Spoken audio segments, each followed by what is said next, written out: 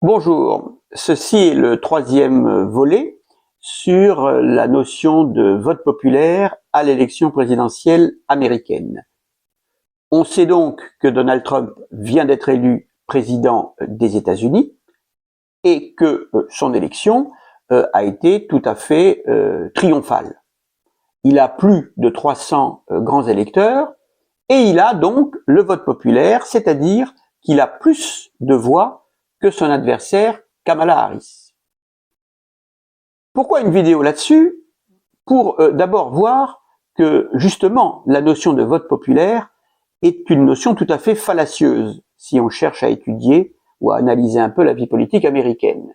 Parce que, en effet, ça a été présenté comme une surprise en France et dans beaucoup de médias européens, alors que si on regarde les chiffres, ce n'était absolument pas une surprise.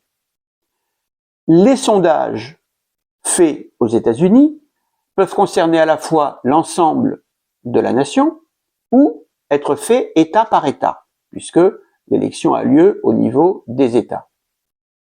Or, si on regarde les sondages au niveau national, Trump a toujours été en tête dans les derniers temps de la campagne. Par ailleurs, il est bon de souligner, ce que savent peut-être peu de gens en Europe, c'est que les circonstances politiques étant ce qu'elles sont, depuis déjà quelques décennies aux États-Unis, pour avoir une chance importante de remporter l'élection, les démocrates doivent avoir 3 à 4 points d'avance au niveau national. Cela n'a jamais été le cas.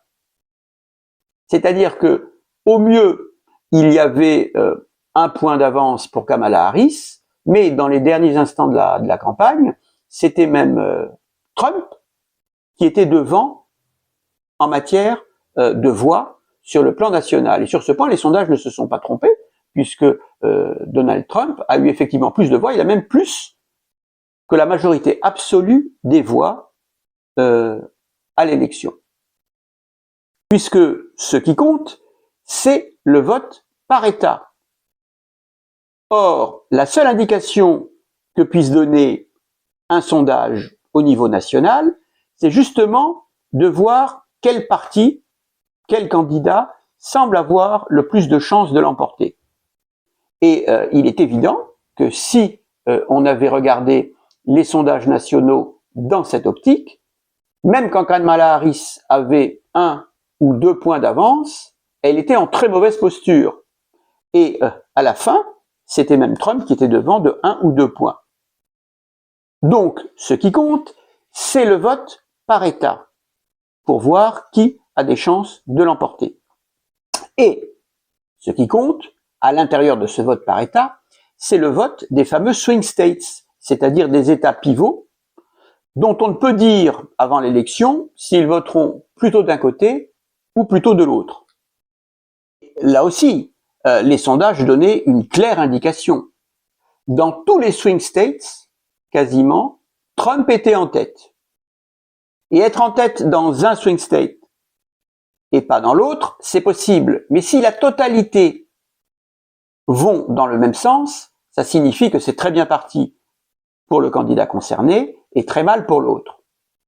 Le résultat de l'élection a été sans appel. Trump l'a emporté en Pennsylvanie, dans le Wisconsin, au Michigan et en Géorgie, notamment. Mais ce qui importe de voir, c'est surtout la Rust Belt, c'est-à-dire la partie des États-Unis où il y a encore le plus d'ouvriers, ce qu'on appelle les cols bleus. Bon, eh bien, les cols bleus ont voté majoritairement pour Trump. Il a la Pennsylvanie, il a le Michigan et il a le Wisconsin. Il faut savoir une chose, c'est que si vous avez la Pennsylvanie, vous avez de fortes chances d'avoir le Michigan et le Wisconsin aussi. Il est possible que vous n'en ayez qu'un ou deux sur 3. Mais c'est moins sûr. Mais répétons-le, même si Donald Trump n'avait pas eu le vote populaire, il pourrait avoir le nombre de grands électeurs qu'il a eu qui dépasse les 300, et ça serait parfaitement justifié. Une fois de plus, si on regarde la Californie votera encore très majoritairement démocrate.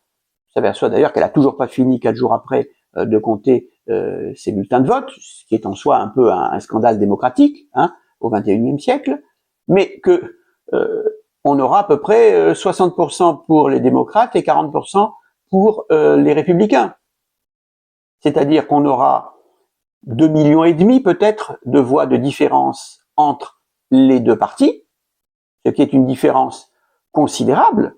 Et si on enlève la Californie, ce qu'on ne devrait pas faire, mais si on enlève la Californie, la victoire de Trump est encore plus importante. On remarque d'ailleurs que la différence entre républicains et démocrates, qui était de 4 millions de voix, s'est considérablement réduite. Mais elle ne peut pas manquer d'être très importante, ne serait-ce que parce que les républicains et Donald Trump n'ont pas fait campagne, au niveau de la présidentielle en tout cas, en Californie. Ils auraient eu tort de le faire.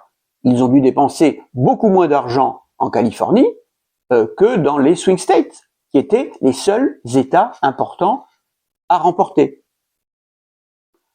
Résultat, on peut dire que finalement cette élection a bien montré, d'une part, qu'il n'y a pas de fatalité dans le vote populaire et que maintenant les républicains peuvent tout à fait avoir la majorité, puisqu'ils ont rallié notamment une bonne partie du vote latino, qui n'est plus totalement acquis aux démocrates, et que, une fois de plus, il faut convaincre les États importants et les États indécis, et c'est la clé de l'élection américaine.